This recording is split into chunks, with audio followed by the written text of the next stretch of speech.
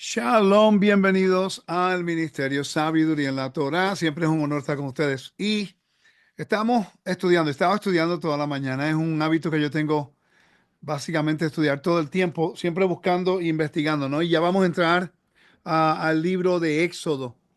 Bueno, entonces, quería cubrir algunos principios y conceptos básicos del libro de éxito antes de entrar, del libro del Éxodo antes de entrar al estudio de los capítulos un poquito más acerca de lo que es la cultura y cubrir lo que es parte de la metodología.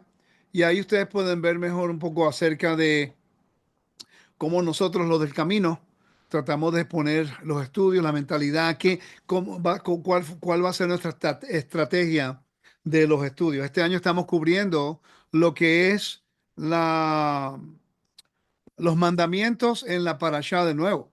Yo creo que eso va a estar bien interesante. Y nos vamos a enfocar más en los mandamientos en cada parashá y enfocándonos también en los mandamientos relacionados con el templo. Así como la educación, se elimina la manipulación, me la regalaron. Una hermana de la congregación de Roca Eterna, aquí, casi Carla. Y es verdad, la educación elimina manipulación religiosa teológica. Es algo que pues yo lo dije una vez y ahora pues me lo regalaron hasta una franelita pues. Ok, tengo a mi amigo Juan que va a estar aquí conmigo, siendo la cámara Juan, para dialogar con ustedes un poco más acerca de este tema. Lo que vamos a hacer, vamos a hablar un poquito acerca de la metodología que se usa para el estudio. Y con eso tocar unos puntos acerca de lo que vamos a estar cubriendo en el libro de Éxodo. Y cómo nosotros, pues, cuando vemos el texto, no estamos viendo un texto solamente para buscar al Mesías en él. Eso es algo que académicos con la cual yo estoy hablando, todos me dicen lo mismo. Que muchas personas tratan de empujar un texto que está relacionado hablando de otra cosa en referencia al Mesías. Yo creo que eso es un error. Porque el Mesías claramente es Yeshua, eso es obvio, pero obvio para mí, por cierto. Pero a veces hay unas interpretaciones que tratan de ajustar al texto que no están allí. Entonces tenemos que también ser honestos en el contexto del texto. Eso es una exégesis correcta, ¿no? Estamos tratando de hacer eso. Uno de los recursos que voy a usar hoy es este recurso un poquito viejo, ¿no? Pues dice Myth, Legend and the Custom in the Old Testament. Mitos, leyendas y costumbres en el Antiguo Testamento de Theodore H. Gaster. De acuerdo al maestro de del Antiguo Medio Oriente, Mark Chavalas, profesor Mark Chavalas, él me dice que este caballero es uno de los mejores, uno de los precursores de este tipo de estudios en el mundo académico. Y aquí él tiene una buena resumen de acerca del libro de Éxodo y también de toda la Biblia, ¿no? Pero específicamente el libro de Éxodo. Así que vamos a investigar un poco acerca del tema y los conceptos del libro de Éxodo. Cuando estudiamos el libro de Éxodo, tenemos que considerar que el contexto geográfico de donde se encuentran. Ya ellos están en Egipto. Entonces, yo pienso que debemos estudiar lo que es egiptología, por lo menos en su contexto básico, para entender la audiencia en la cual Israel está mezclada y la influencia de los israelitas. ¿Qué influencia tienen los israelitas por los 210 años? Por cierto, no eran 400 años que estuvieron en Egipto. Los 400 años comienzan desde que a Isaac nace. ¿Ok? Ese momento de que la descendencia, ahí es cuando comienza todo esto. Estuvieron 210 años en Egipto, 2 siglos casi un poquito más de 2 siglos.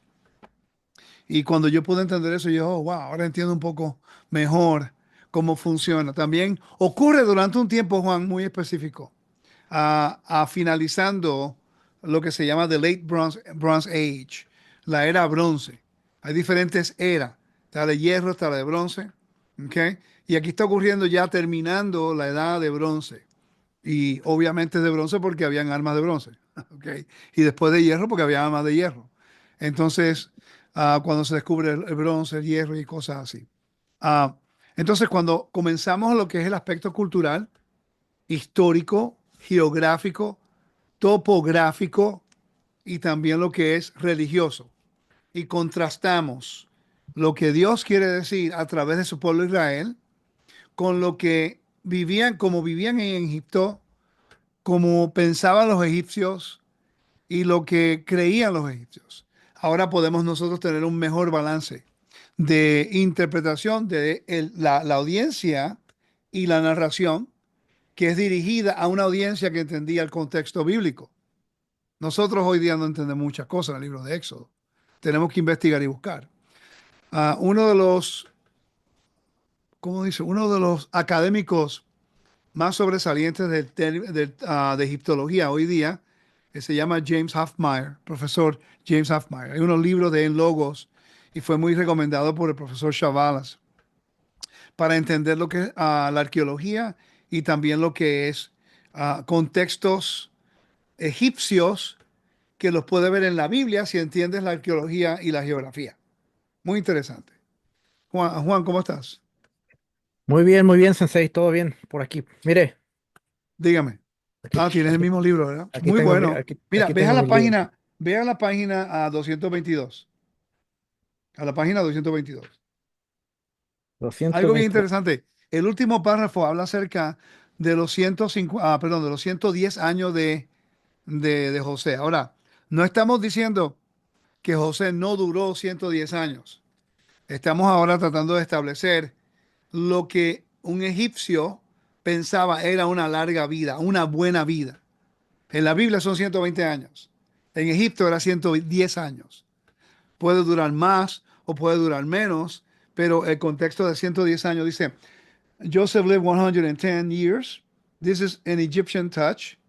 For no less than 107, no, 27 ancient Egyptian texts mention 110 years as the ideal mortal span, whereas the Israelites sets it at 120 years. Okay. Dice, José vivió 110 años. Y dice, y eso es como un tipo de toque egipcio, porque no han habido más de 27 textos egipcios de papiro, en la cual menciona que de acuerdo a los egipcios, recuerda que él vivió en Egipto por mucho tiempo, los Ujú. egipcios consideraban la edad de 110 años como una señal de un espacio mortal ideal. En otra palabra, que era una buena vida. La Biblia establece 120, cuando en realidad son 120 jubileos, entiendo, pero muy pocas personas viven a los 120 años. Hoy día no quiere decir que viven, no hay gente que ha vivido más, sino que establece lo que es unos perímetros culturales de lo que ellos piensan es una buena vida. ¿Ok? Eso es algo de considerar cuando estudiamos el texto, que hay muchas expresiones idiomáticas, sin quitarle el hecho que la narración te está dando una evidencia si vivió los 110 años. Wow, ok, perfecto. Para un egipcio quiere decir, tuvo una gran vida. Un hombre bueno, un hombre justo. En la Eh, Biblia son 120. Tiene sentido eso, ¿verdad? ¿Será por eso que hace la gran diferencia cuando dice vivió Jacob 127 años y una semana, una para allá después dice vivió José 110 años? Porque José prácticamente era un egipcio, llegó a los 17 años a Egipto. Exacto. No, y es interesante que Jacob vivió 17 años en Egipto. Ujú. Yep. Oh, wow, that's cool. Hay tantas cosas que podemos investigar si ponemos atención al texto. Eso es algo que estoy aprendiendo. Joseph Good lo hace. Joseph Good agarra un texto y él no se aparta de ese texto hasta que lo entiende bien. Y eso No, fue algo que me impactó. podemos estar 2 horas en un texto. No, y lo he hecho. Los otros días tuve una hora y media buscando una cosa nada más, Ya. pero la consigue. No, y lo interesante es que cuando él lo consigue, muchas cosas se atan. Es bien interesante.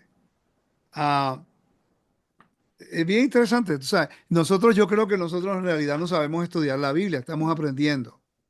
Y por eso creo que hay mucha confusión, porque estamos tratando de interpretar un texto que no fue dirigido a nosotros, como decía John Walton, la Biblia fue escrita para nosotros, pero no a nosotros.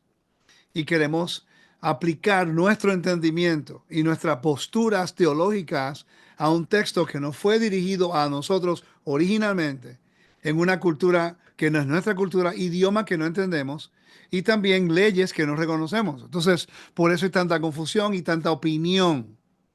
Pero cuando vamos a la evidencia que ya se ha descubierto, ah, ahí es donde entra el conflicto, Juan. Mira, muchos debates, conflictos, desacuerdos y también la gente refuta algunas cosas que nosotros enseñamos. No es porque de repente lo que enseñamos no sea verdad, porque buscamos lo posible para validar toda información y tú lo sabes. Eso es algo que siempre estamos en la búsqueda de validar la información.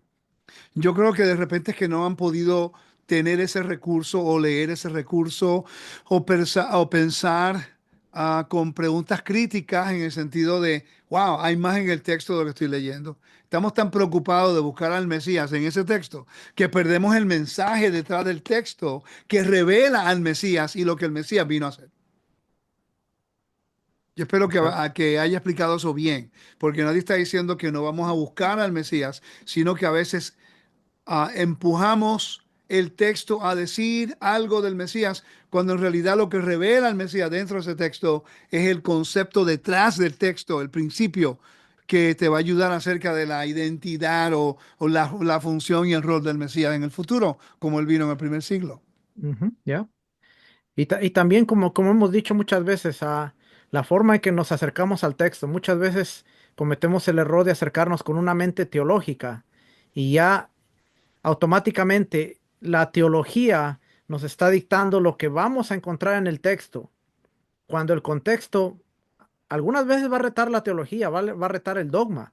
Y ahí está la diferencia, en que aceptemos que aunque rete y aunque vaya en contra, pero nos va a afianzar más en nuestra fe. No nos va a apartar de la fe, sino nos va a afianzar más. Yo soy, mira, yo soy honesto con algo. No entiendo el por qué nosotros peleamos tanto. No sé por qué nosotros a veces peleamos tanto. Una evidencia que nos ayuda a ser mejores siervos de Dios. No, yo no lo entiendo. Y yo lo hice por un tiempo cuando comencé, yo peleaba un montón de cosas. Ah, yo recuerdo que alguien me dijo algo en Jerusalén y eso lo peleé hasta que no pude más, porque era mi única defensa. Hasta que me retó tanto en la forma que formuló su argumento la persona, que yo dije, no, te voy a probar equivocada, que estás equivocado. Y me dio los recursos. Mira, aquí está, vete a leerlo. Y cuando tú estás en Israel, yo te voy a hacer un comentario con la experiencia de 20 años yendo a Israel. A 20 años a Israel. Lleva dos giras ya, creo que 15 giras, creo que llega, creo. No estoy seguro si son 14 o 15. ¿Ok? Pero son bastantes giras, con Ya. bastante experiencia. Entonces, la persona que va a Israel y no toma el tiempo, especialmente si cree en Yeshua, y va a un lugar que sabe es tradicional, católico o cristiano, un lugar que la iglesia católica o cristiana determinado como un lugar que pasó algo bíblico. Si solamente va allí, no vas a aprender nada. Te lo puedo decir en 100% de confianza. No vas a aprender nada. Porque yo fui en una gira regular y fue lo que a mí me provocó a llevar gira a Israel.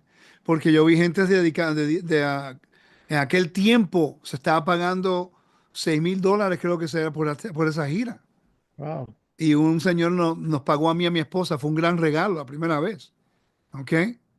Y yo fui y nadie hablaba de las cosas en el autobús. No se enseñaba de noche después que llegamos. Íbamos a los lugares tradicionales y le dedicaban más tiempo a la compra que al estudio de la Biblia. Y yo dije, ok, le doy gracias al Eterno por la oportunidad de ir a Israel para ver y para aprender algo. Aprendí qué no hacer en una gira. Uno siempre aprende algo. Ujú. Agradecido por el Eterno por estar allí. Pero yo dije, wow, si nosotros, yo empecé a tomar nota. Si yo fuera a hacer una gira, no criticando, sino observando y tomando una evaluación, como yo lo haría. Primero, fuéramos a los lugares que no son tradicionales. No vamos a ir a ningún lugar tradicional. Al menos que esté conectado con la Biblia y que podemos validarlo bíblicamente. Estoy en Israel en el siglo XXI, ¿ok? La gente paga. Mira, la gente a veces va a una gira y por ahorrar dinero se va a una gira barata. Después viven miserables por 10 días o 12 días. Comen mal, duermen mal, no tienen orden. Es increíble, ¿ok? Entonces, ah, queremos invertir en algo en la cual tú vas a recibir un tipo de beneficio espiritual y también académico, ¿ok? Entonces yo decía, vamos a lugares arqueológicos, bíblicos, validados. Y presentamos información que la persona diga, ah, ahora entiendo por qué esto ocurrió acá.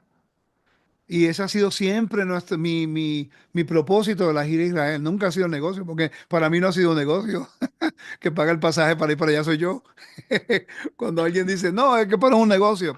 Ignorancia, no tiene la menor idea de lo que estoy hablando. Porque para mí la gira a Israel nunca ha sido un negocio. Es para yo poder ir a Israel y aprender. Una forma de Claro. poder ir allá. ¿Ok? Pero seguimos aprendiendo de esto y creo que es importante cubrir estos puntos que vamos a cubrir ahora. Que vamos entonces a entrar.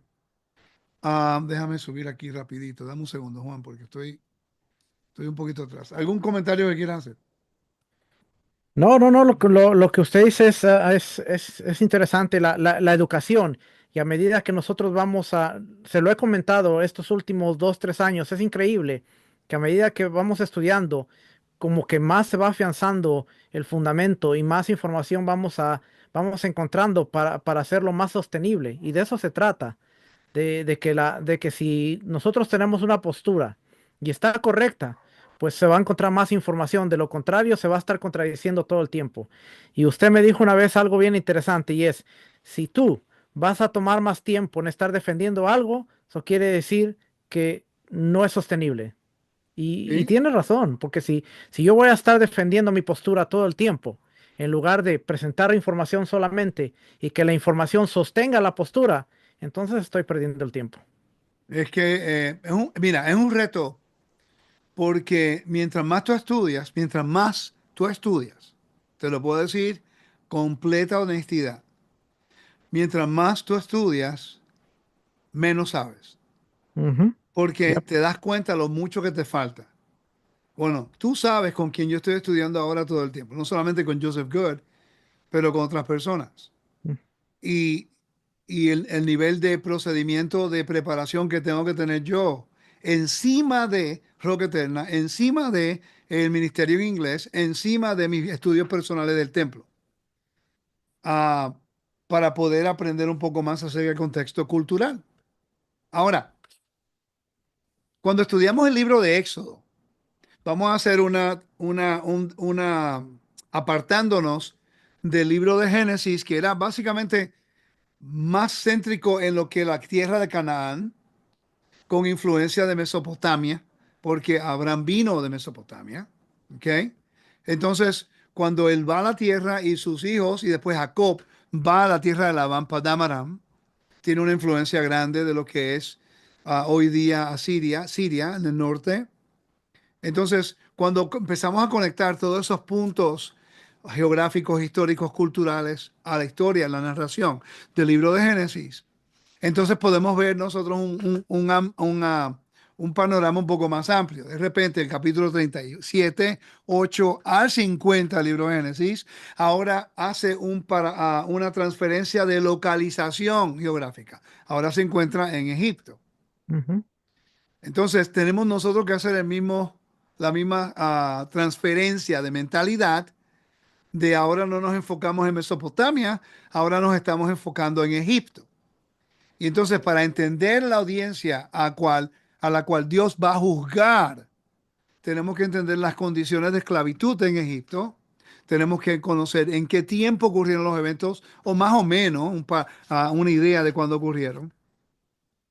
Y también cómo vivían y la cultura de ese lugar. Que entonces, cuando estudiamos el libro de Éxodo, que lo digo mil veces y tengo que entrar aquí ya, lo vamos a hacer de la perspectiva de la metodología. ¿Ok? Queremos mirar lo que es un convenio. Obviamente, en el capítulo 20, 19 y 20, va a ver lo que es la Torá que se le da en el monte Sinaí. Entonces, pregunta para ti, Juan, de tu examen de hoy. Oh, oh, Dios obra como redentor y liberador, porque el que salva aquí es Dios, obvio. Moisés es el mediador de ese mensaje de salvación. ¿Sí? sí. Entonces, la liberación de Egipto de los israelitas está basado en cuál de los convenios, porque hay diferentes convenios en la Biblia. ¿En cuál de los convenios? ¿A qué está apuntando esa liberación? Porque el que está actuando aquí es el Eterno a favor de su pueblo y el pueblo no conocía ni el nombre de su liberador. Lo dice repetidas veces en Éxodo por amor al juramento que hizo con Abraham. ¿Que se encuentra dónde? ¿En Génesis qué? Génesis 15, ese es el convenio. Perfecto. Entonces, en Génesis capítulo 15 se habla acerca de lo que es la descendencia y la herencia. ¿Sí o no? Sí. Ujú. Que yo enseñé acerca del bautismo esta semana. Entonces, cuando estudiamos la metodología, que es una metodología, yo no pretendo de que toda la humanidad adopte mi metodología para estudiar. Yo no soy tan arrogante. Pensar que mi metodología es la única y la mejor del mundo.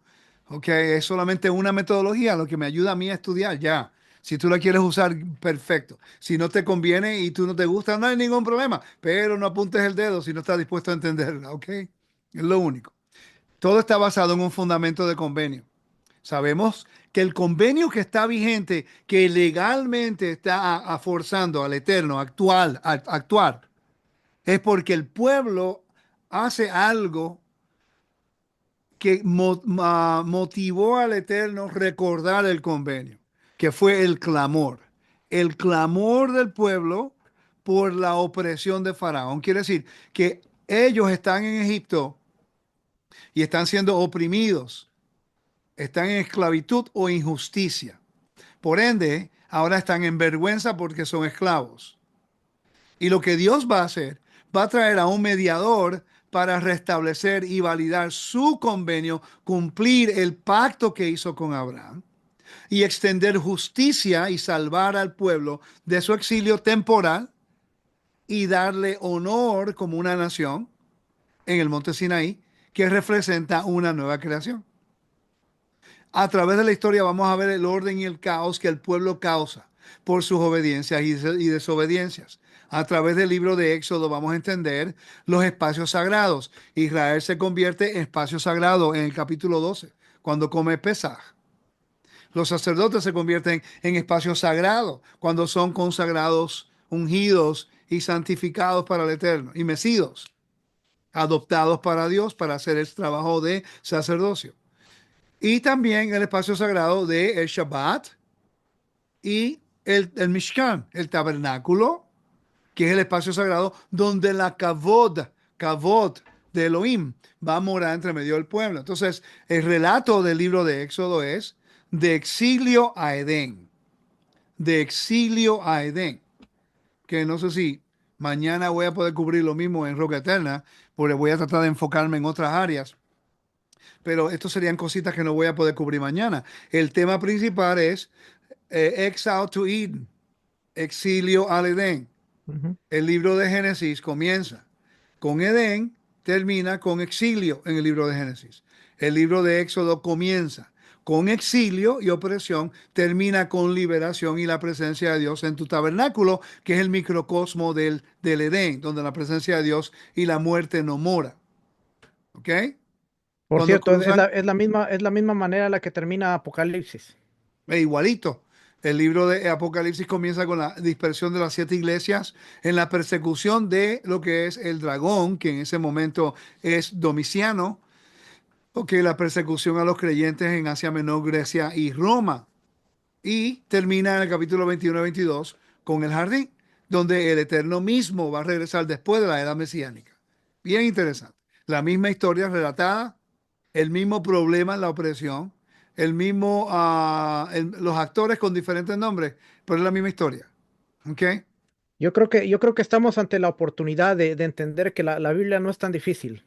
Si nosotros vemos el libro de Éxodo, se alinea perfectamente con el plan de redención de Dios para para la humanidad. Porque Dios empieza con la humanidad, con Adán, y Adán falla. Después viene Noé, después viene la Torre de Babel, hasta que encuentra eventualmente a Abraham, con el cual hace un convenio. Y de ahí, cuando entra el libro de Éxodo, empezamos a ver cómo Dios va a cumplir esa promesa que le hizo a Abraham, porque le dijo, tú, ten por cierto que tu descendencia será esclava No, y yo la y la cosa es sacaré. que, Entonces, ah, él es el redentor, él es el libertador. Y muchas veces, aún en el libro de Éxodo, se le atribuye la liberación a Moisés, pero sabemos que el libertador fue Dios. es que siempre, él siempre ha sido el Salvador, Él siempre ha sido el libertador, Él es Ujú, el Redentor. Él es todo, pero recuerda que a través de Adán, a través de Noé, a través de Abraham, Isaac y Jacob, a través de José, a través de Moisés, a través de Aarón, a través después también de los reyes de Israel, se convierten en las imágenes, la imagen de Dios para mediar, para buscar y liderar al pueblo a regresar al jardín. Es que no entendemos los roles en la Biblia. ¿Sabe? Hay tanto problema tratando de minimizar quién es el Padre. Este es el problema que estamos teniendo. Estamos minimizando quién es el Padre, porque el único Salvador siempre ha sido el Padre. Que el rol de la función del Mesías, su nombre lo dice, salvación, Yeshua. ¿Ok? Para eso fue el Mesías llamado a ese rol, para que pudiera ejecutar el acto de justicia a través de Yeshua, significa salvación, que por cierto, que el segundo nombre de él era Emanuel, Dios morará contigo. Lo mismo que en el tiempo del tabernáculo, en Éxodo capítulo 25, versículo 8 y 9, que le construya un tabernáculo para morar dentro de ustedes, no entre ustedes, pero dentro de ustedes. En el hebreo implica cosas así. ujú. La intención de Dios siempre fue morar dentro de la humanidad, pero Él tiene su espacio sagrado donde mora Él, donde no hay muerte. Entonces, el hecho de que Yeshua murió y resucitó no elimina el templo, porque el templo es el trono del Dios de la creación, simbólicamente en la tierra, ¿no? Sabemos que Él tiene dominio sobre todo el universo.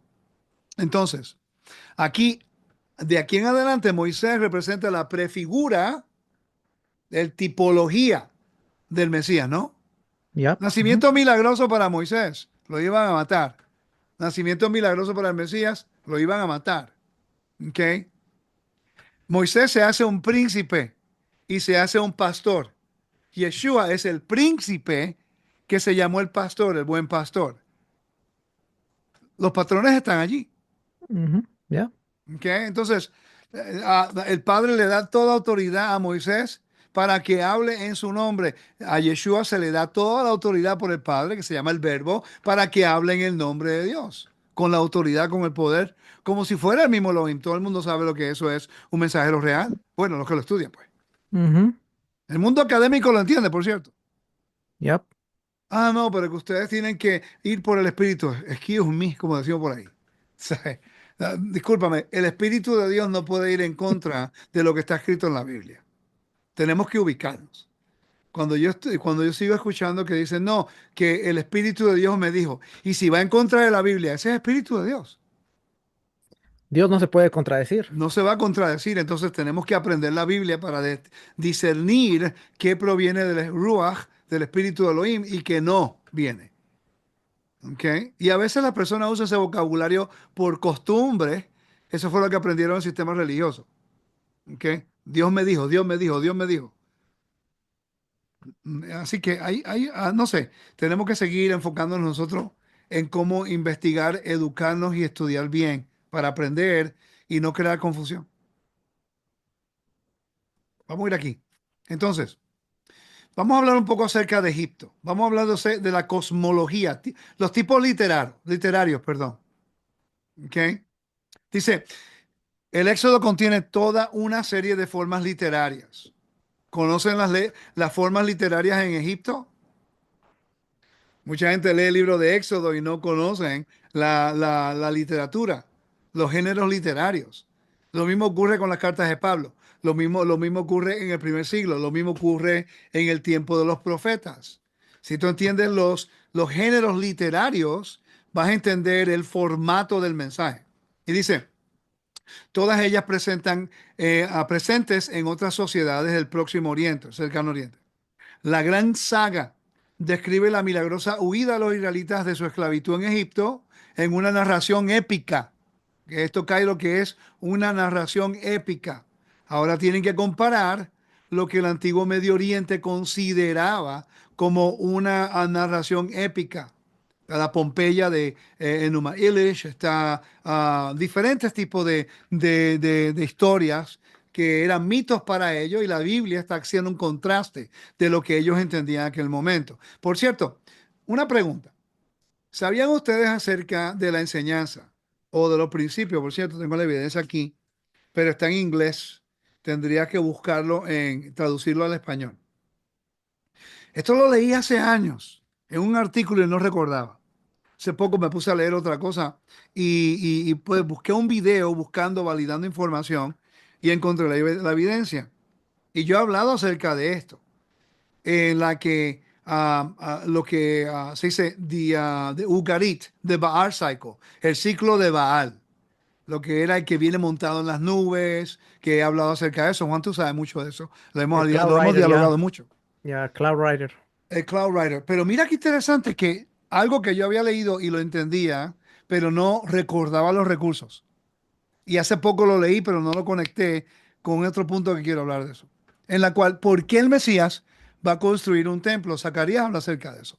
¿Por qué David quería construir un templo? ¿Por qué Dios le dijo a Israel que construyera un templo en Éxodo capítulo 25? ¿Por qué hubo una canción después que cruzaron el Mar Rojo?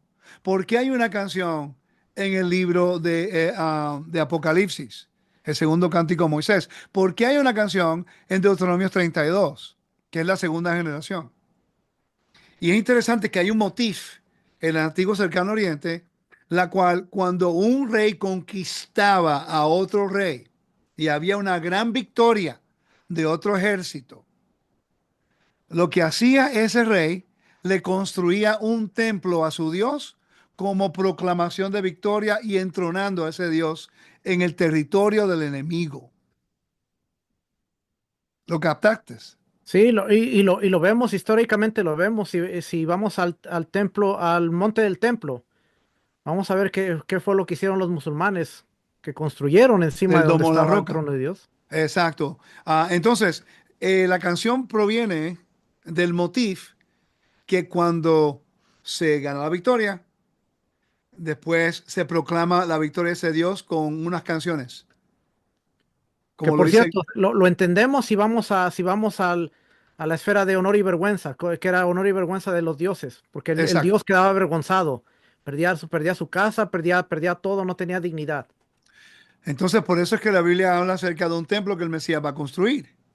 Usted puede decir que puede ser espiritual o no. El texto no dice espiritual, pero si seguimos la secuencia de los eventos bíblicos, sabemos que la intención de Dios era para que la humanidad pudiera, su espíritu moral dentro de la humanidad. La muerte separa a Dios de la humanidad. Hay una enemistad. Yeshua, cuando Él viene y Él muere y Dios lo resucita. Por eso la importancia de entender que fue Dios el que lo resucitó. ¿Ok? Porque si Él se resucita Él mismo, entonces le quita a lo que Dios está tratando de hacer. Porque si estudiamos el antiguo cercano oriente lo vamos a entender.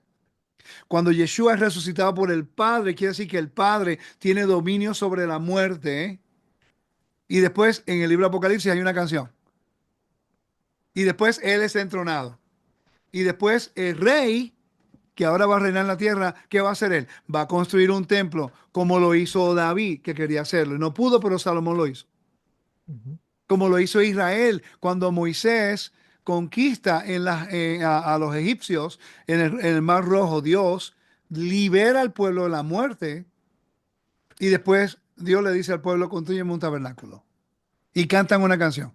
Todo eso está ahí. Si entendemos egiptología y conectado con las culturas cercanas a Egipto y a los israelitas, vamos a entender el contraste de estas cosas. Y lo podemos probar en Éxodo 14, cuando van a cruzar el Mar Rojo y lo hace cruzar en un lugar específico. Pija, Hiroth, Migdal, Baal Safón. Si tú entiendes Ujú. Baal Safón y lo que es el épica, la épica, ¿sí? La epopeya, la epic Epopeya. epopeya de Ugarítica va a tener completamente sentido. Y por eso ahora yo entiendo la razón por qué el Mesías va a construir un templo o va a facilitar para construir el templo, porque la Biblia continúa el mismo contexto. Aunque vivimos un tiempo diferente, siempre continúa a través de las edades. ¿Ok? No sé si tiene Sí, sentido eso, pero es sí, un punto que... usted lo ha enseñado. Baal Zafón era, se creía que era el dios que dominaba el mar, y de repente el mar se abre a- al frente O de él ahí. Yam, sí, Ya, Yam. Y la mitología de Mesopotamia era Tiamat. Que por cierto, la palabra Tiamat en Génesis aparece en el versículo 2 del capítulo 1 como el profundo. Y las aguas, ¿cómo fue? Vamos a leer el versículo 1. Déjame leerlo aquí. por El cierto, versículo, ahorita que está mencionando, me viene a la memoria a Ciro, cuando Ciro conquista es el conquistador del imperio. Él empieza a regresar a la gente, y lo que hace es que toda la gente de las naciones que habían sido sometidas a Babilonia, ahora les permite construir templos en honor a sus dioses. esa era la costumbre del antiguo cercano oriente. Y la Biblia lo apoya porque hacía lo mismo. Entonces, Ujú. mira, la palabra abismo, la tierra estaba sin orden y vacía y las tinieblas cubrían la superficie del abismo. Esa palabra abismo, que es tehom en hebreo, tehom, si vamos al griego, perdón, al hebreo, está conectada con la palabra Acadia y también lo que es de Mesopotamia, Tiamat, ¿eh? Tiamat. Y de Lugarit, Tamu. Entonces, aquí hay un contexto que no estamos estudiando. Si verdaderamente queremos conocer, mira aquí abajo, potencial, mitología, Tiamat del Acadio, de que la diosa del océano, en la epopeya de Enuma Elish. La gente no le gustará estudiar esto, pero es importante entenderlo, Ujú. que la Génesis 1, 1, 1 y el capítulo 1 no está hablando de la forma de la tierra, está hablando de la función de la tierra. Cuando la gente empieza a utilizar estos capítulos para hablar de la tierra plana, es como que en serio, ese no es el propósito del capítulo. Es acerca de quién tiene control sobre el cosmos. Y hablando de eso, vamos a hablar un poquito acerca del cosmos, la cosmología. Déjame terminar aquí con, con lo que está leyendo ahorita. ¿Ok? Literatura. Todavía no hemos entrado en ni lo que quería cubrir. O sea, además de los 10 mandamientos, que es el tratado, por cierto, aquí tenemos nosotros que enfocarnos bastante porque es un tratado. Y aquí ahora es un tratado bilateral. Y no vamos a cubrir mucho de esto porque cuando lleguemos a los 10 mandamientos los vamos a cubrir cuando estemos cubriendo los mandamientos. ¿Ok? Entonces dice, el libro contiene una lista larga de disposiciones legales, la cual el 99.9 del movimiento no ha estudiado con detalle. No, que la Biblia tiene 613 mandamientos, ok. ¿Cuáles son? Judiciales, civiles, del templo. Hay diferentes tipos de leyes que se ¿Cuál es, aplican a cuál, diferentes cuál es personas. cuál es el apodítico y el casuístico? Exacto. ¿Y cuáles son, quién tiene la autoridad jurídica para determinar estos casos? Si es una persona acá en Puerto Rico, en República Dominicana o en otro lugar, o hay un orden jurídico, la cual tiene que haber un orden de autoridad. Seguimos. Dice, por lo que se debe considerar el género de la ley. Si no entendemos las leyes de este tiempo, entonces, ¿cómo vamos a hacer un contraste de la ley de la Torah y la justicia de la Torah si no entendemos, por ejemplo, el código de Hammurabi, que fue escrito aproximadamente alrededor del tiempo donde vivía Moisés, cuando Moisés vivió? Para entender el contexto de lo que es justicia y bondad en el ámbito del tiempo bíblico. Por cierto, los principios bíblicos, justicia y bondad, prevalece desde la creación hasta que venga el Mesías y después que estemos morando con él.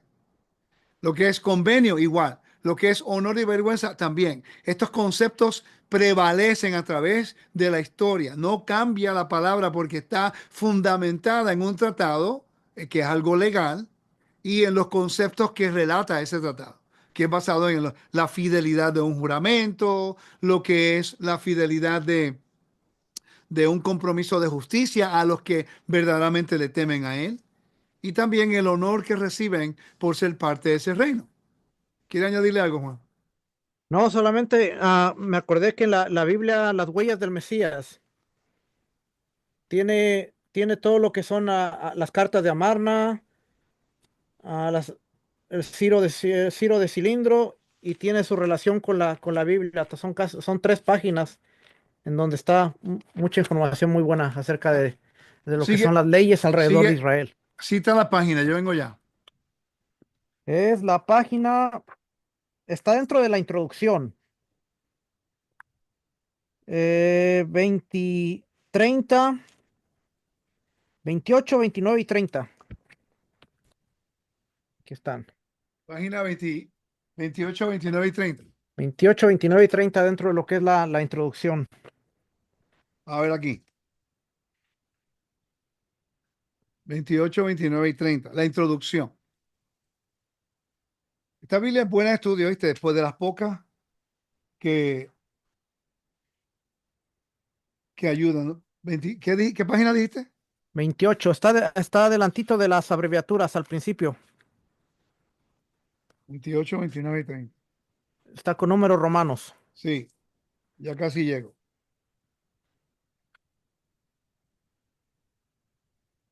Enséñalo de nuevo allá. ¿Cuál es la Biblia de nuevo? Las huellas del Mesías. Ah, que te ayudaría si tuviera la Biblia correcta. Yo tengo esa Biblia. Sí. Tendría que buscarla, no la veo ahora. También está la cronológica. Yo lo que tengo es otra Biblia que se llama Biblia Ilustrada de la Tierra Santa. De hecho, Ok. yo la tengo en PDF, creo. Ajá. Y esta es muy buena también, por cierto, tiene buenas referencias. Y en la página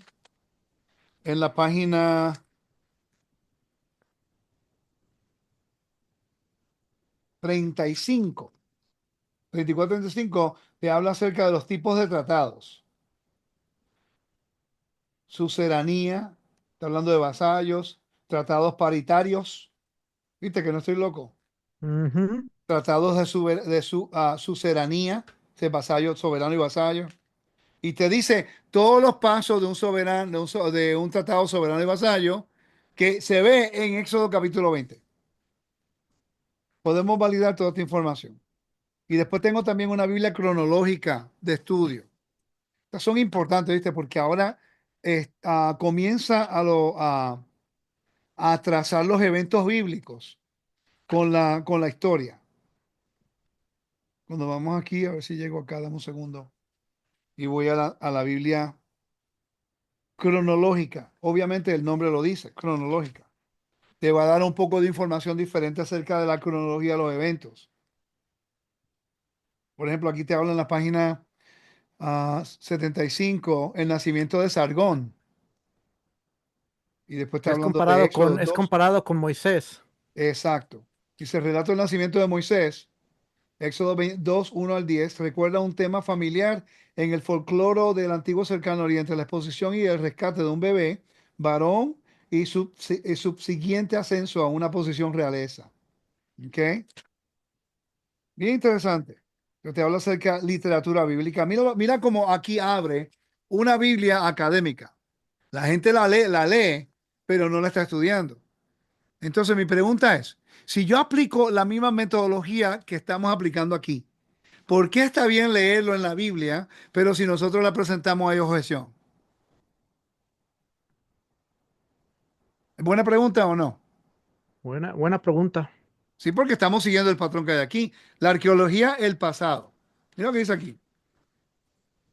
Las épocas, hay 3 épocas. El siguiente te dice el tiempo.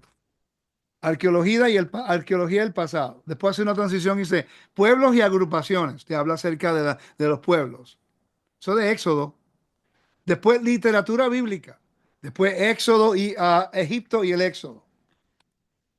¿No es eso exactamente lo que estamos tratando de hacer aquí? Ujú. Tenemos entonces que reevaluar cómo estamos estudiando la Biblia. Vamos a seguir. Dice, el libro contiene una lista de disposiciones legales por las que se debe considerar el género de la ley. Será un convenio un Grand Covenant, convenio de concesión, o un convenio de soberano y vasallo como el capítulo 20. La sección relativa a la construcción del tabernáculo es un ejemplo de la antigua forma literaria del Próximo Oriente utilizada para describir la construcción de santuarios sagrados.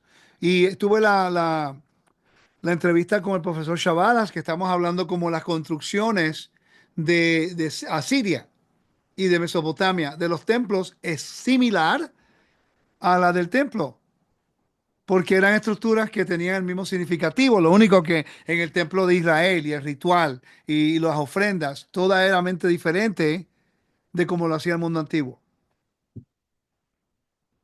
Dice, ¿puede leer el próximo párrafo, También por hay favor? instrucciones rituales, como las elaboradas ceremonias necesarias para consagrar a Aarón y a sus hijos como sacerdotes.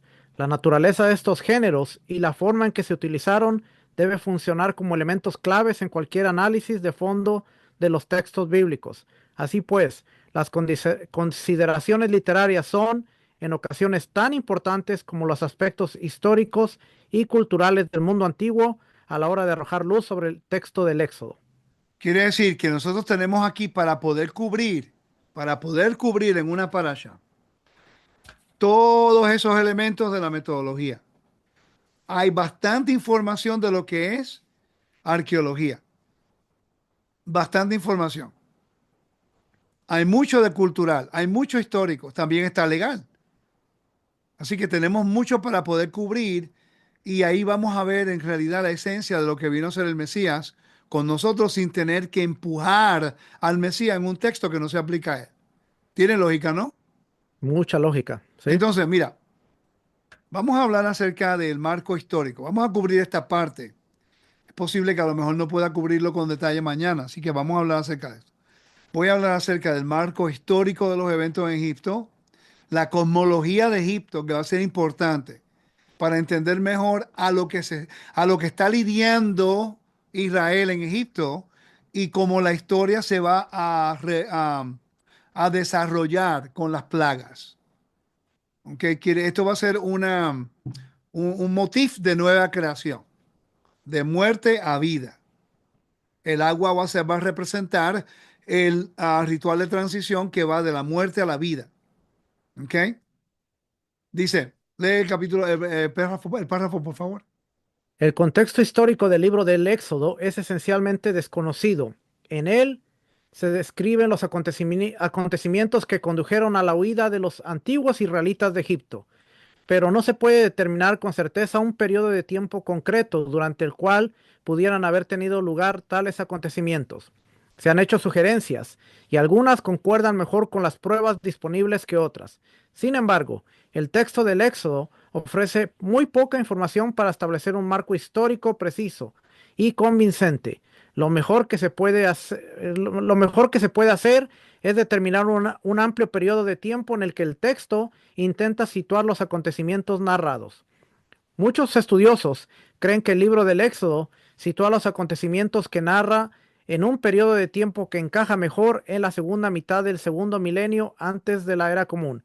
En Egipto, este periodo se conoce como el Nuevo Reino, del 1550 al 1069, en la zona de Siria y Palestina, en Asia Occidental. Este periodo abarca la Edad de Bronce tardía, 1550 al 1200, y la primera parte de la Edad de Hierro, denominada Hierro I, 1200 al 1000. Entonces la pregunta es, la audiencia que ahora va a leer el libro de Éxodo, ustedes han estudiado la historia, la arqueología y el relato de lo que ocurrió al colapso de lo que es la era de bronce. Hubo un gran colapso, que eso va a influenciar lo que está ocurriendo en Egipto y la razón por la cual Israel pudo salir por 40 años y no lo molestaron, en realidad no fueron molestados tanto. En 40 años no tuvieron tantas guerras. Tuvo Amalek, tuvo con Balaam, pero era mientras se movían en el desierto, ¿ok? Pero en un lugar específico estuvieron casi 30 años. No era que estaban peleando todos los días. Ujú. Entonces, cuando tú estudias el antiguo Medio Oriente, tú entiendes que los reinos se estaban expandiendo constantemente. y que constantemente habían guerra. Si había un rey entronado, este empieza a conquistar y expandir su reino, su jardín. Pero aquí vemos que Israel puede morar en un lugar seguro de los 40 años, casi 35 años. ¿Ok? ¿Y por qué no estaba peleando todas las guerras? Por el colapso que ocurrió en la Edad de Bronce, en la cual los reinos, básicamente todos estaban muy preocupados de sobrevivir. Y encuentro que es bien interesante como el mundo cae en un caos, la cual ahora no tienen tiempo de preocuparse de lo que está haciendo Dios con Israel en el desierto. Y la Qué razón por interesante. qué están siendo atacados es porque obviamente hay un colapso en la humanidad de todos los reinos. ¿Ok? Y en el colapso sale un gran pueblo de Egipto en la cual se están relatando las grandes historias de su liberación y por quién fue liberado. Y la muerte del rey de Egipto con su ejército. Hello. Eso hubiera sido un caos tremendo. Y ahora tú ves este pueblo que sale en orden. Por cierto, tú sabes las películas que enseñan acerca del éxodo y ves cuando están saliendo todos como si fuera a Algarete, como decimos nosotros, solo por allá. El texto no dice eso. El texto habla como si salieron de acuerdo a sus tribus, como si fuera un ejército, en Ahora, orden. En ahora Éxodo, el libro la de cosa es números lo que, dice. exacto, pero la cosa es que si vamos al contexto cultural, vamos a entender cuál era la sociedad, cuál era la jerarquía dentro de una sociedad tribal, donde había tribus, había clanes. Y aunque ahora el texto no dice esa organización, pero está implícito que se está hablando de familias, tribus, clanes, había una organización. ¿Por qué Moisés se presenta a los ancianos del pueblo? Tenemos que preguntarnos cuando en los primeros versículos del Éxodo dice que Dios lo manda a los ancianos del pueblo. Entonces quiere decir que dentro de la organización y dentro de la jerarquía, los ancianos eran parte fundamental, como lo fueron después de que salieron de Egipto. Entonces, hay un orden, aunque no tenían, no habían salido de Israel, en la cual fueron a ver los ancianos. Dios envió a Moisés a encontrarse con Aarón para que hablaran con los líderes, Ujú. para enviar el mensaje. Quiere decir que había un orden siempre de jerarquía y autoridad.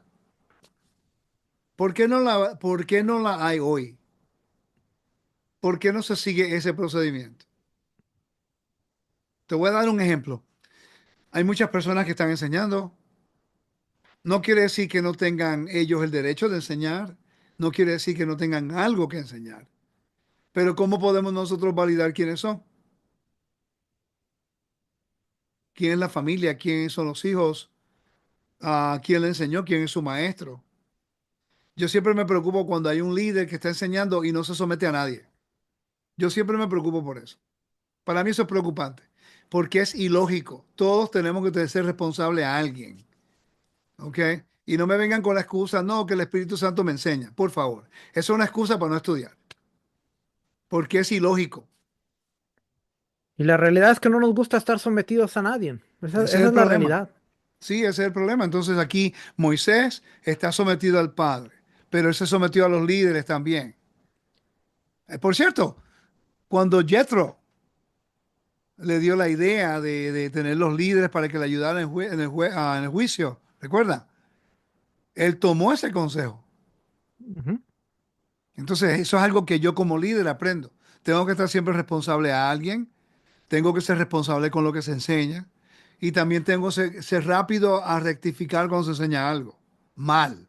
Si yo enseño algo mal, tengo que rectificarlo si hay la evidencia para probar que lo hice mal. ¿Ok? Eso es importante. Por cierto, estaba yo leyendo una parte en donde, ah, capítulo 4 versículo 18 donde dice, Moisés se fue y volvió a casa de su suegro Jetro y le dijo, te ruego que me dejes ir para volver a mis hermanos que están en Egipto. ¿Por qué va y le pide permiso a Jetro? Recuerda que él no tenía hijos, igual que Jacob. A Labán no tenía hijos cuando Jacob llegó allí. Entonces él lo adoptó para que se pudiera casar con la familia y recibir la herencia eventualmente. Aquí, como no tenía hijos varones, cuando se casó con Zipora, que no sabemos más tarde, pero él tuvo que pedir permiso. Entonces quiere decir que aunque Dios lo comisionó, Dios le dio el llamado, Dios le dio la autoridad, Dios le dio todo, aún así Moisés siguió un protocolo y hasta que Yetro no le dijo, ven paz, él no podía salir de la casa. Porque hay un protocolo. No ¿Ya? quiere decir que él estaba en desobediencia sino, con Dios, sino que él entendía el protocolo. Recuerda que Moisés también se crió en los altos niveles de educación en Egipto. Él entendía lo que era un príncipe. Él no iba a usurpar la autoridad de Faraón y no iba a usurpar la autoridad del Betav. Primero lo que hablamos de lo que es el pater, el Ya, padre ya, ya, Yetro era el padre del clan, de la era el familia. clan. Él tenía toda la autoridad. Si entendemos el concepto de lo que es la autoridad del padre, volvemos de nuevo al tema que hizo el miércoles, pero estamos viendo cómo se conecta aquí. Explica la razón por la cual a Moisés pidió permiso a Jethro, Ujú. porque Jethro era el padre, el Bedav. Él es el padre de la familia, el principal. Igual que Lot, ¿no le pidió permiso a Abraham que se fuera? Claro, porque Abraham estaba sobre él. Entonces no entiendo. Si entendemos el concepto de pater en griego o av en hebreo, betav, el padre de la casa, y sabemos que tiene sobre toda la autoridad, y Moisés representa que está sujeto a la casa de Dios, igual que Yeshua está sujeto a su padre. Hay una consistencia de narración, no se sale de. El problema que tiene el sistema religioso cristiano, que en la cual el judío no puede ver a Yeshua. Me lo han dicho los mismos rabinos de Israel. El argumento es el mismo, ¿ok? Nosotros no les hemos presentado a ellos el Mesías en su rol correcto. Y cuando no lo hacemos, ellos no, de acuerdo a los principios de Torah, no se está alineando como el rol como David, o el rol como Moisés, o el rol como Abraham, o el rol como, ¿me sigue? El mismo Josué. Josué Ben Nun, hijo de Nun, él no era primero en lugar, él tuvo que tener imposición de manos y ser dedicado a Dios con ese propósito. Y él es también una prefigura tipología del Mesías. Ujú. Ya. Interesante, ¿no? Ok. Espero que la audiencia, esto es para la audiencia que está con los del camino. ¿Sabe? Al mismo tiempo, es importante que los hermanos del camino van a estudiar con nosotros, que hagan un esfuerzo también de entrar a los estudios y ver estas cosas para su beneficio. Porque lo voy a decir y por favor, mi intención no es arrogancia, esa no es mi intención. Pero sabemos que son pocos los maestros que estamos enseñando en este contexto. No es que no quiere decir que no hay más que yo no conozca, sino que hay ahorita mismo no son todos los maestros que se enfocan en estos ámbitos de estudios y son un poco diferentes a lo normal. No quiere decir que no tenemos la única autoridad o tenemos el único conocimiento, no, sino que se toma tiempo. Hello, solamente para una para allá. Y Ujú. no. Ya. Y tú sabes el proceso que yo paso para enseñar cada semana. Entonces, consideren que hay más de lo que estamos leyendo en el texto. La Biblia es verdad y será verdad para siempre.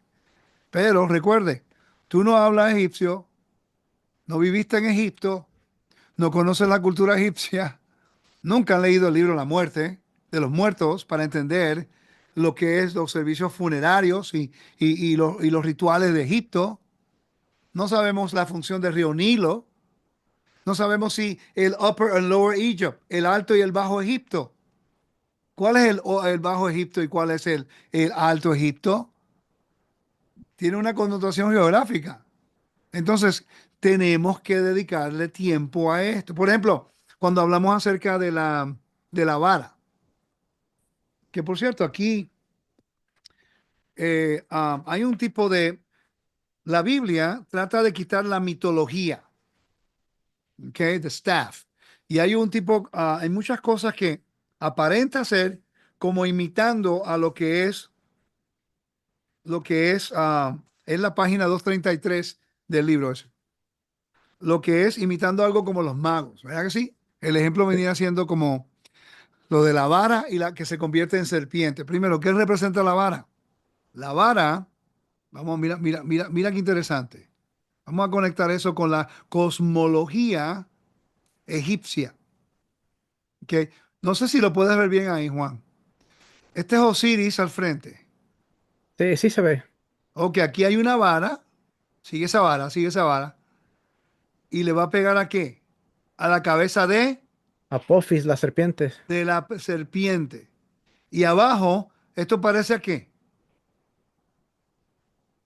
Debajo del barco. Mar, Exacto, pero es la serpiente, pero se parecen las olas. las olas del mar, ¿ya? Perfecto, entonces cuando tú vas a Génesis, no hay una profecía que dice Gé- que Génesis 3:15. vaya, búsquela por favor, si lo puedes leer. Entendiendo esta imagen, vas a entender la cosmología de Egipto. Por ejemplo, te salvaré en las alas de águila. Mira arriba del trono del faraón o del dios Ra. Mira lo que hay arriba. Unas alas de águila. Dios está haciendo el contraste. No es faraón que te va a salvar, soy yo. ¿Ok? Ese Un mensaje contracultural. es un mensaje contracultural. Lee eso, por favor. Génesis 3:15 dice, y pondré enemistad entre ti y la mujer, y entre tu simiente y su simiente. Él te herirá en la cabeza, y tú lo herirás en el calcañar. ¿Ok?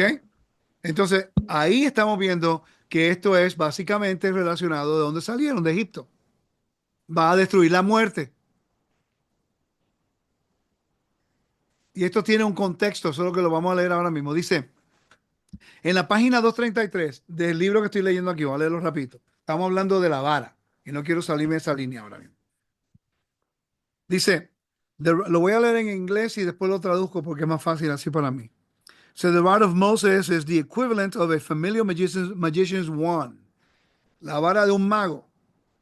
Okay, no estamos diciendo que él está practicando magia, sino que se practicaba magia en Egipto. Entonces, Dios está mostrando quién es Él, quitando la mitología y enseñando la realidad. No sé si me expliqué bien. ¿Ya? ¿Sí? Ujú. Ok, dice, the primary purpose which is to transmit its possessor's special power to the object upon which he desires to exercise it. Obviamente, la vara representa autoridad. La vara la vamos a ver más tarde cuando él estira la vara en el mar. Ok, mira, vamos a conectar lo que acabamos de ver en la foto. Moisés, Dios le dice, estira la vara y la puso en el mar, ¿sí o no? Empezó a Sí. caminar. Y Y ve el la mar se salvación, abre. sí. Y el mar se abre. Y ahí todo el mundo cuando ve eso dice, oh, wey, pero un momentico. En los templos egipcios pues, era Ra sentado en el trono diciéndole a Osiris que matara a la serpiente. Y ahora vemos a Moisés estirando su vara en el mar, Yam, mirando a Baal Zafón, el templo de Baal. Ellos hubieran entendido estas cosas. Victoria sobre la muerte. Entonces, cuando seguimos leyendo, dice, The Old Testament itself, the angel who appears to Gideon touches the latter's sacrifice with the tip of the wand, or flaming and flame arises. En la historia de Gideón, el ángel que estaba allí hizo más o menos lo mismo. Entonces, in the Canaanite Ugaritic epic of Keret, a witch expels a king's sickness by touching him with a wand. En la epopeya de Keret, de lo que se llama Ugarítica, había ¿cómo se dice? A witch, una bruja Bruja. que sacaba la enfermedad de un rey tocándolo como vemos en los muñequitos hoy día. Es lo mismo, ¿ok? Entonces, quiere decir que para el mundo antiguo la vara representaba autoridad, pero los egipcios tienen un mayor significativo. Quiere decir que cuando Moisés agarra la vara y la lanza al piso, representaba autoridad de quién? De Dios, no de Moisés, porque él vino representando a Dios. Entonces, cuando se convierte y se come las dos serpientes, ¿verdad que sí? Ujú. La de él se convierte en una serpiente y las dos serpientes de los magos era representaba qué. El, el Alto y el Bajo Egipto. Exacto. Los dos reinos que se unificaron durante ese tiempo bajo un rey. Quiere decir que la pelea cósmica para tener soberanía sobre el cosmos, una guerra cósmica de honor, ya fue ganada en ese momento, cuando la vara de Moisés, que representa la autoridad de Dios, devora a la serpiente. Devorar. ¿No dice Isaías capítulo 25, versículo 8, que Dios devorará la muerte para siempre? ¿O Sí, señor. destruirá? ¿No dice eso también en 1 Corintios capítulo 15, versículos 50 y 53 al Sí. 53? Por Hello. cierto, por cierto, Eh, si nosotros vemos todo esto, ahora mire, estoy pensando, si nosotros vemos todo esto, Egipto se le conocía como su conexión con el inframundo, ¿verdad? Muerte, Seol.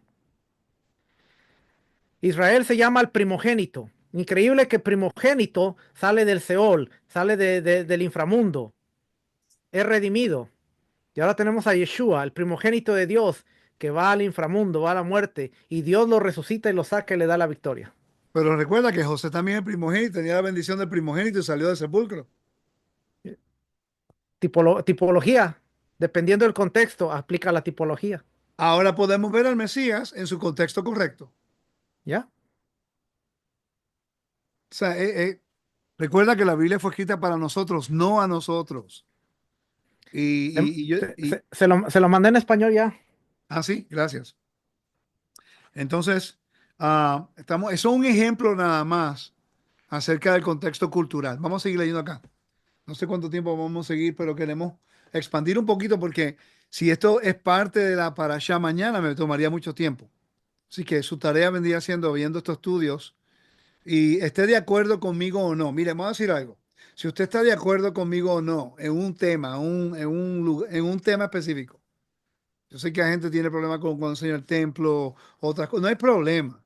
Pero si este estudio usted lo ve y lo puede validar y le puede ayudar, ¿por qué no lo comparte con su congregación? Es más, mira, no tiene ni que darme crédito que yo le enseñé, no importa, la información está ahí. Usted la puede buscar usted mismo. Pero compártela usted mismo con la congregación para que ellos puedan aprender a entender la Biblia mejor, que cuando lean, los jovencitos, por cierto, los jóvenes se aburren con la Torá, porque aquí queremos machacar el mismo tema todo el tiempo, sábado, sábado, Shabbat, Shabbat, Shabbat, dos casas, dos casas, dos casas, dos casas, el nombre sagrado, nombre sagrado. O sea, ya eso se estableció. Ya sabemos que el Shabbat se guarda, por eso lo estamos guardando. Sabemos el nombre sagrado. Conocemos las dos casas y la restauración de las dos casas y el reino completo. Ya estamos claros con eso. ¿Ok? Entonces, tú sabes, no entiendo por qué no queremos expandir nuestro conocimiento un poco más. ¿Ok? Que por cierto, ahora que lo menciona con la juventud va a la escuela y dentro de la escuela escucha estos temas, pero no desde la perspectiva bíblica. Ellos se interesan cuando de repente usted le dice, mira, sabes que en Egipto había esto y esto y esto, pero ahora puedes verlo dentro de la Biblia. Pero ¿cómo la Biblia? No, sí, mira, es que la egiptología. Y a mí me ha tocado que compartir con jóvenes de esta manera, de egiptología, pero ¿cómo? Y ellos son atraídos a través de esto, porque No, y ellos lo después, escuchan, ellos lo escuchan en la escuela, pero nada conectado con la Biblia. no, y después, el problema es que después no le enseñamos bien la palabra a los hijos. Van a la universidad. Allá le enseñan a minimizar la Biblia y después los padres, pero ¿por qué Dios? ¿Qué pasó, mi Dios, con mis hijos que no creen ahora en ti y se están descartando? Porque no hicimos buen trabajo enseñándole. Ujú. Estamos dedicándole más tiempo a la discusión, el argumento, las conspiraciones y la forma de la tierra que explicarle la Biblia y el plan de redención sobre la muerte que Dios quiere darnos a nosotros. Yep. Ese es el mensaje del Éxodo, como Dios nos saca del ámbito de la muerte a la vida. ¿Cómo lo hace? A través de su poder. ¿Por qué? Porque Él hizo un juramento a través de un convenio. Mira, estoy leyendo la página 240 240 y 241. Solamente leyendo por encima nada más.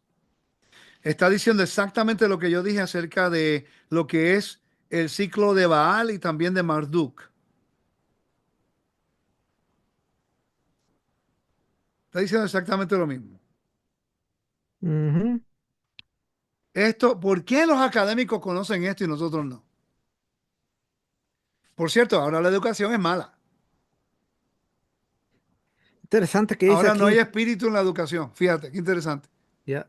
Interesante que aquí mismo dice, la canción emplea metáforas pastorales, metáforas pastorales. Exacto.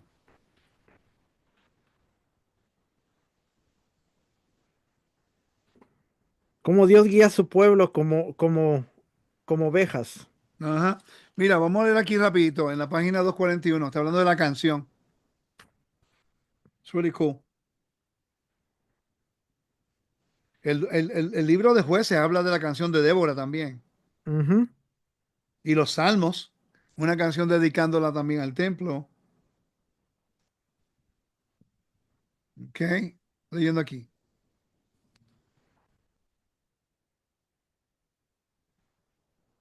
Dije algo en lo que yo leo algo cada un segundo.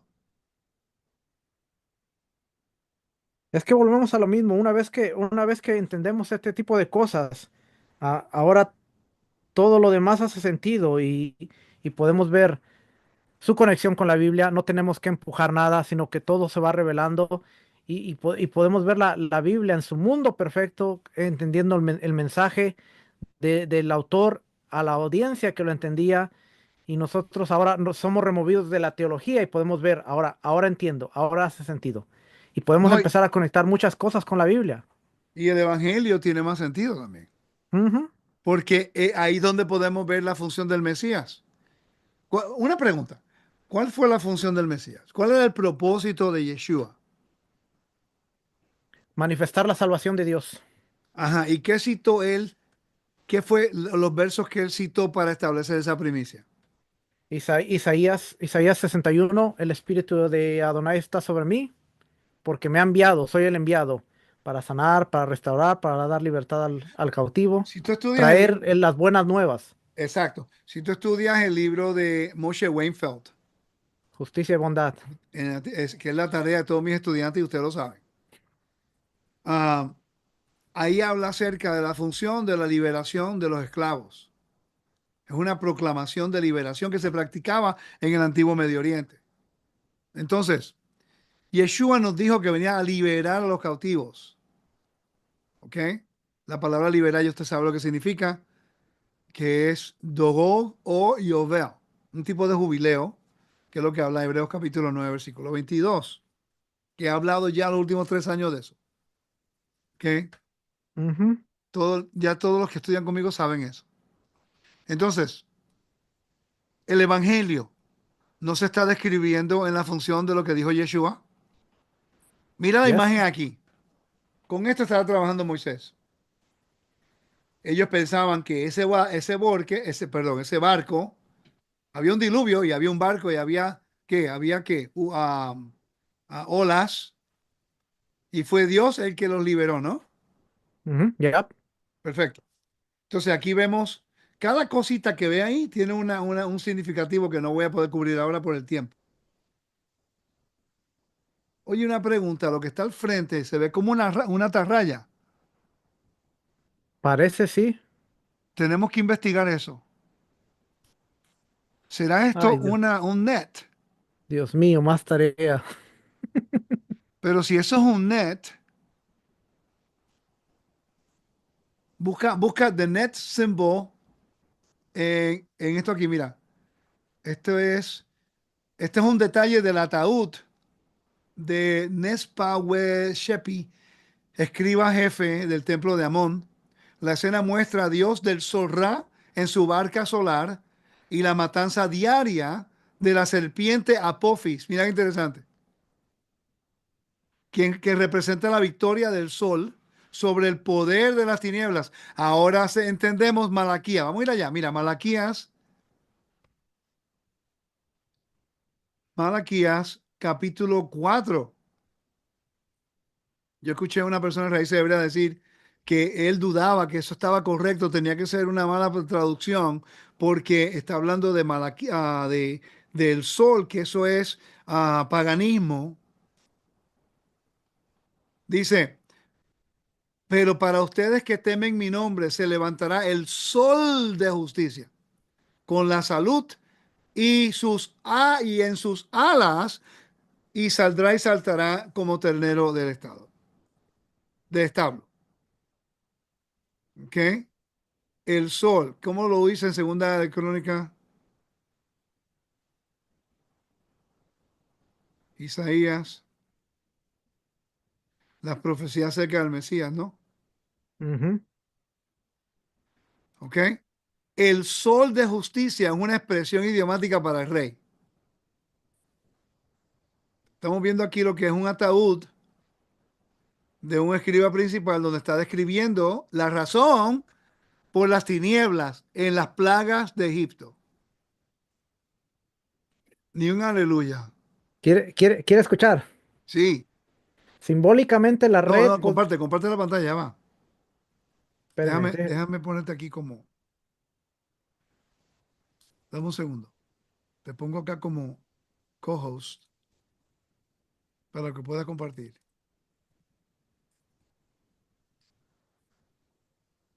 Dale. ¿dónde estoy? Ok. Para el contexto egipcio, la red de pesca tenía un significado práctico y simbólico. Prácticamente era una herramienta esencial para la pesca, que era una actividad importante para la alimentación y la economía. Simbólicamente, la red podía representar la captura y el control de las fuerzas del caos, como se ve en varias mitologías donde los dioses usan redes para capturar o derrotar a otros seres. Y aquí están los recursos para validar la información esta. Sigue hablando de los recursos un momento, que yo tengo uno de ellos aquí. Dice The Complete Gods and Goddesses of Ancient Egypt. Este libro proporciona un panorama completo de la religión y la mitología egipcia, incluyendo los simbolismos de objetos comunes como las redes de pesca. Religion and Magic in Ancient Egypt de Rosalie David. Este libro explora las prácticas religiosas y mágicas en el antiguo Egipto, lo que puede incluir el uso simbólico de herramientas como las redes. Death and Salvation in Ancient Egypt. Asman es un nombrado egiptólogo que explora temas de la muerte y el más allá en Egipto, lo que podría incluir interpretaciones de artefactos funerarios y representaciones como la de la imagen. Ancient Egypt, Materials and Theology. Este libro detalla los materiales y técnicas incluida la fabricación y el uso de redes de pesca y la vida cotidiana egipcia. Aquí tengo otro que se llama Egyptian Mythology, A Guide to God, Goddesses and Traditions in Ancient Egypt, de Oxford University Press. Tenemos que buscarlo de la red. Hay que buscarlo en logos. Y tengo este otro que se llama God, Goddesses and Images of God in Ancient Israel, de Omar Keel. Muy bueno, por cierto. Y el de Egipto lo estoy buscando, no lo encuentro ahora mismo. Pero si lo de la red correcto, que no lo había visto hasta ahora mismo. Ahora entiendo por qué Yeshua le dijo a los discípulos, lanza tu red al otro lado. Y la red, por cierto, en la Biblia dice que representa el Evangelio. ¿Y el Evangelio significa qué? Salvación, Buenas nuevas. buenas nuevas, ¿Cuáles son las buenas nuevas? De que Dios iba a hacer qué? vencer a la muerte. A vencer a la muerte. ¿Y qué está ocurriendo en la imagen aquí? Vamos a ver, vamos a regresar a la imagen. ¿Qué vamos a hacer con, cuál es la imagen? ¿Qué representa la imagen? Que a Osiris, aquí está Ra, y Osiris está tirando la vara, pegándole a la cabeza de la serpiente, y hay una red aquí. Que si ve la serpiente está detrás de la net, no puede pasar. Exacto. Y qué interesante que también están las alas de un águila. Ujú. Aquí está el evangelio egipcio contrastado por el evangelio que Dios va a traer, las buenas nuevas. Las buenas nuevas de los egipcios, se recuerda que la palabra evangelio significa buenas nuevas. Cada rey tenía su evangelio. Evangelión, por cierto. Cuando estuve en Turquía y Grecia, pude validar que en allá, cuando un emperador era entronado, él tenía que hacer justicia y bondad. Él traía las buenas nuevas. ¿Y qué eran las buenas nuevas? La paz romana, la paz de Roma, construía templos, construía letrinas, construía carreteras, construía accesibilidad para que tuvieran agua potable y le daba grano. Esas son las buenas nuevas. Oh, y lo máximo era ciudadanía de esa comunidad. Las buenas nuevas. Ahora estudia el Evangelio, la carta de Pablo, y va a ser exactamente lo mismo, Ujú. excepto que le añade salvación, algo que el emperador no podía hacer. Las buenas nuevas contrastando el imperio romano con el Yeshua, el Mesías. Y aquí vemos el Evangelio en el Éxodo, con una imagen, si la estudias, y tú lees ahora que hubo una tormenta en el mar de Galilea. El mar representa en la mitología de Mesopotamia Marduk, perdón, en la Mesopotamia Tiamat, y la teología de Canaán Baal. representaba a Yam, el mar. Vemos a Jonás lanzado en el mar. Vemos a Yeshua caminando las aguas. Vemos a Yeshua diciéndole que lancen la red al mar, que representan lo que es el caos, y saca los peces. ¿Quiénes son los peces? La misma representación de el pueblo de Egipto saliendo del mar como peces. Exacto, y también recuerda que Efraín será multitud como peces en las naciones, iban a ser. Yep. Ujú. Que los hijos de Israel y las naciones que iban a entrar como los peces. El Evangelio, estudiando egiptología, no puede ser. Por cierto, esto explica, vamos a leerlo aquí, cosmología egipcia, si puedes leer, por favor. Estructura del universo. Algunas de las representaciones más claras y conocidas de una concepción egipcia del universo retratan a varias deidades como los elementos que componen el universo. Por ejemplo, algunos muestran a Geb, la tierra, acostado sobre su espalda, mientras que Nut, el cielo, arquea su cuerpo desnudo como un dosel sobre la tierra. Algunos relieves muestran a Shu, atmósfera, de pie en la tierra y sosteniendo el cuerpo de Nut con sus manos. Nun, que son las aguas primitivas, reside debajo de la tierra y es cargada por Naunet o Duat, el inframundo. Quizá la deidad más importante en Egipto fue el dios del sol Ra, quien a veces fue identificado como un dios creador. Una tradición sostenía que cada mañana Nut daba luz a Ra, quien luego viajaba en un bote a lo largo del cuerpo extendido de esta durante el día. Al atardecer, Nut se tragaba a Ra, quien luego atravesaba su cuerpo y renacía la mañana siguiente. La aparición del sol cada mañana y la desaparición cada noche transmitía una idea de muerte cíclica y renacimiento. Además, esta comprensión del sol y el cielo sugiere que se creía que el cielo, representado por el cuerpo de Nut, era algo sólido en la medida que el cuerpo de Nut era capaz de ocultar el sol durante la noche. Del mismo modo, el cielo podía impedir que las aguas de arriba invadieran la tierra. Sin embargo, también había agujeros en el dosel, estrellas a través de las cuales el sol brillaba durante la noche. Además, algunos egipcios pudieron haber pensado que el cielo estaba hecho de hierro pulido. El equivalente egipcio de firmamento es Bia y hierro es Biat. El Deja cielo y terminar la tierra. aquí.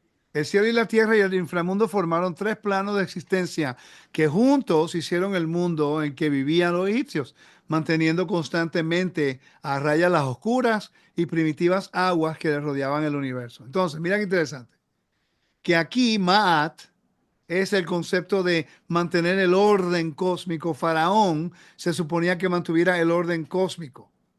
Entonces, este era el mensaje de resurrección de los egipcios.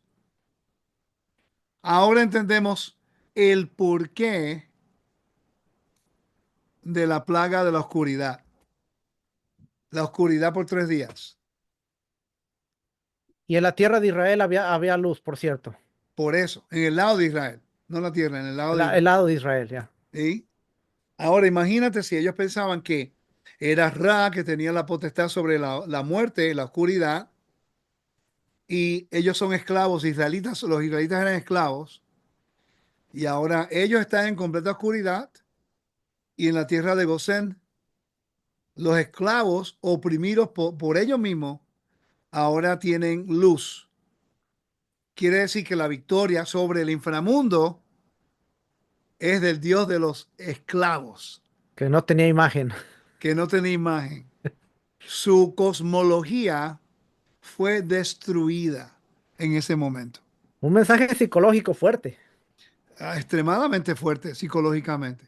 Entonces, por eso es que tenemos que considerar la Biblia en su contexto cultural. En lo que estamos hablando aquí para terminar, porque me tardaba más de lo que pensaba. Siempre que empezamos a hablar, siempre le añadimos más. Vamos a buscar acá, lo voy a buscar en inglés, uh, The Net in Egyptian Myth. A ver qué me da.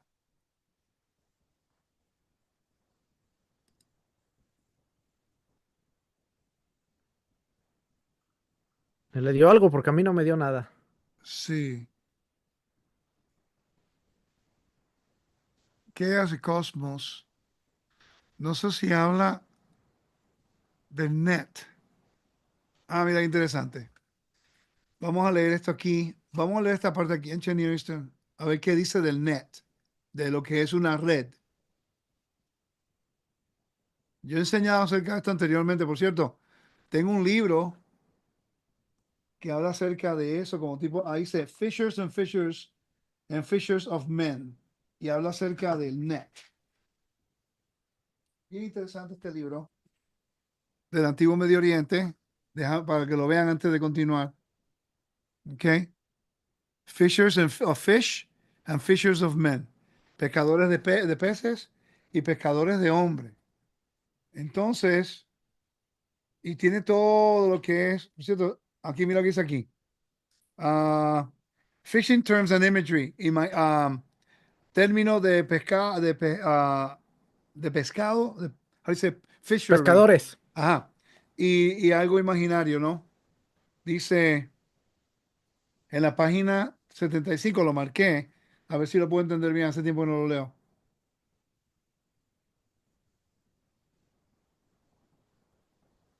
Mira lo que dice. More specifically, net worship reflects a well-attested Mesopotamian belief in the net as divine symbol. Mira qué interesante. En Mesopotamia pensaban que la red se adoraba, era como un símbolo de adoración. Ah, mira que está bien cool. En Mesopotamia, estamos hablando de Mesopotamia, no Egipto ahora mismo. Dice, Ujú. because of the members of the Mesopotamian pantheons each yielded their own net in order to inflict divine punishment, martial victory y evince divine favor. Era como un tipo de tener la red, era como tener un tipo de juicio divino. ¿Ok? Ahora tenemos que buscar lo que representa en Egipto. Está bien interesante eso. Entonces, yo lo busco más tarde. Vamos a leer lo que dice aquí. Yo espero que la audiencia esté pasándola bien, porque estamos cubriendo áreas de este entendimiento egipcio que de repente le puede llamar la atención un poco más. Dice, antecedentes en el Próximo Oriente. Debemos entender el tema bíblico de caos, cosmos, en el contexto más amplio del mundo antiguo, en el que el caos se asociaba con el mar, las aguas. Israel compartía con sus vecinos del cercano oriente la cosmivisión de un universo de tres pisos. Joy Day explica, el libro es muy bueno, por cierto, todos los pasajes del Antiguo Testamento que hablan del control de Dios sobre el mar en el momento de la creación pres presuponen naturalmente la visión arcaica del mundo que compartían los antiguos israelitas junto con otros pueblos de antiguo cercano oriente. Eso se llama una cosmología visual. Por eso todo el mundo creía que la Tierra era plana, porque es lo único que podían ver. ¿Ok? Según la cual tanto por encima del firmamento abovedado del cielo como por debajo de la tierra hay un mar cósmico. Se consideraba que la lluvia tenía su origen en el mar cósmico situado sobre el firmamento y que descendía por las ventanas del cielo, mientras que los mares y los lagos del mundo estaban conectados con la parte subterránea del mar cósmico. Por eso es Génesis 7:11. Y también ahora entendemos por qué Pedro fue permitido que cayera en el agua y después Yeshua lo sacó. Eso es una señal de resurrección. ¿Ok? El tema de caos cosmos en las escrituras tiene muchas similitudes con los antiguos mitos del Próximo Oriente. Según la antigua epopeya babilónica de la creación Enuma Elish, el dios principal de Babilonia, Marduk, creó el cielo y la tierra cuando Marduk luchó contra la diosa del océano Tiamat. Entonces, estamos viendo el paralelo. Está hablando de Ra peleando con la serpiente. La serpiente se llama Tiamat en Mesopotamia, se llama Yam en Babilonia, se llamaba Poseidón en la mitología griega, el dios del mar. Ujú. Es la misma mitología, diferentes nombres, ¿no? Dice, esto es como, yo creo que esto es un tipo de, Poema. sí, de poema. Mira lo que dice aquí. El Señor extendió su red. Quiere decir que la red era un vocabulario que se utilizaba que tiene una representación con la muerte y con la vida. Dice, la net lo rodeó, el mal viento que había reinado detrás de él le soltó en su cara. Tiamat abrió su boca para tragar. Él empujó el viento enfermo para que ella no pudiera cerrar sus labios. Los vientos furiosos hincharon su vientre, sus entrañas se detuvieron. Ella abrió su boca de par en par. Él disparó la flecha y le abrió el vientre. Está hablando como Marduk está destruyendo Tiamat. Lo mismo que en Egipto, la vara. Es lo mismo. Cortó sus entrañas, atravesó el corazón, lo sometió y apagó su vida. Arrojó su cadáver, se colocó sobre él, le partió en dos como un pez para sacar. La mitad de ella colocó y la cubrió el cielo. Extendió la piel y asignó a vigilantes y les ordenó de no dejarse escapar las aguas. Cruzó el cielo e inspeccionó su firmamento, extendiéndose la mitad de ella como cubierta, estableció el mundo inferior. Está dando aquí autoridad ahora. Y es interesante que habló de qué. Comenzó el poema con qué, con la red. Como Leviatán. Exacto. ¿Y cuál es la oración que se da después de cuando está desmontando la azúcar?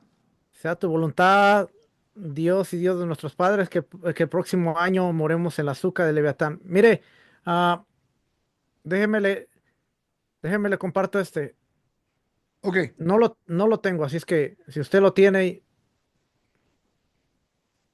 comparte.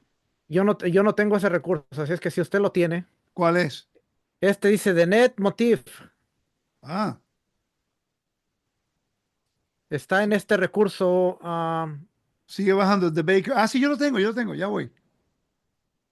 Ok, ahí tiene. Yo le puse a buscar Use of the Net in the Ancient World. Y Pero yo aquí pongo salió en The este. Nef Motif, lo encuentro. Déjame buscarlo. Ok, va. Ok, The Nef Motif. La gente se pregunta, estos dos que le estamos dando una idea de cómo es que estudiamos. Esto mismo yo lo hice con Walter, lo hice con Daniel, lo he hecho con Rafi, lo hago contigo. Todo lo que estudian conmigo directamente es lo que hago. Nosotros no presentamos nada si no lo validamos primero. Ahora, ahora solo tengo que ver mi presupuesto porque cuesta $48 el libro. A rato lo compro. The Net Motif. The Net Motif. Motif. Ahí está. ¿Es ese? ¿Ya? ¿Es ese? ¿Ves? Esto representa como un net, ¿ves? Y dentro están Los enemigos. los enemigos. Ok, vamos a ver qué dice aquí. The net motif in ancient Near East. Iconografía, evidencia de iconografía. Esto no es un invento de revelación personal. Esto ahora es algo que se puede validar. Dice, el motivo de la red, pruebas textuales iconográficas, bíblicas y el del Próximo Oriente Antiguo. Una buena ilustración del triángulo de congruencia. se encuentra en el trabajo de Jean George Hines, quien combinó el enfoque iconográfico con un estudio sistemático y temático del motivo de la red como arma divina, lo que acabo de leer en el otro recurso. ¿Ok? Partiendo del término red, que aparecen varias veces en el texto bíblico de Ezequiel. Búscalo, por favor. En el contexto del castigo de la ruptura de la relación de alianza. El rastreo de motivo, el motivo del texto literario sumerio y acadio en textos en Mari como contenido profético y lo combinó con la iconografía, la estela de los buitres y la iconografía sumaria y la estela de la victoria y la victoria de Sargón en el dominio acadio, simétrico. Las reproducciones que se muestran a continuación de las figuras 21, 2 y 3 21.2 y 21.3, perdón, indican que los semitas adoptaron el antiguo motivo de la red sumaria. ¿Okay? La red divina es el arma con la que la divinidad captura, oigan esto, la divinidad captura y castiga a los que rompen el pacto. ¡Wow! Interesante. ¿Cuántos de ustedes no saben? Ezequiel capítulo 12, versículo 3 se habla acerca de esto. Yo lanzaré mi net sobre ellos. Ezequiel 17:20. Ezequiel 19:8. Versículo 9. 32:3. ¿Cuántos de ustedes no sabían cómo prevalece lo que es el motif de la red en la Biblia y está haciendo un contraste con lo que representaba en el mundo antiguo? Y ya sabemos que había una red egipcia. Los dejo con eso. Wow. Esto es solamente una introducción acerca de los conceptos y los principios en Egipto nada más. Y pudimos cubrir muchos recursos académicos tratando de probar el Evangelio. Con una imagen nada más pudimos entender el Evangelio en las plagas ahora es una guerra cósmica en contra del poder de Faraón y también un ataque psicológico de guerra en contra del pueblo egipcio, derrotando cada una de sus ideologías y sus mitos.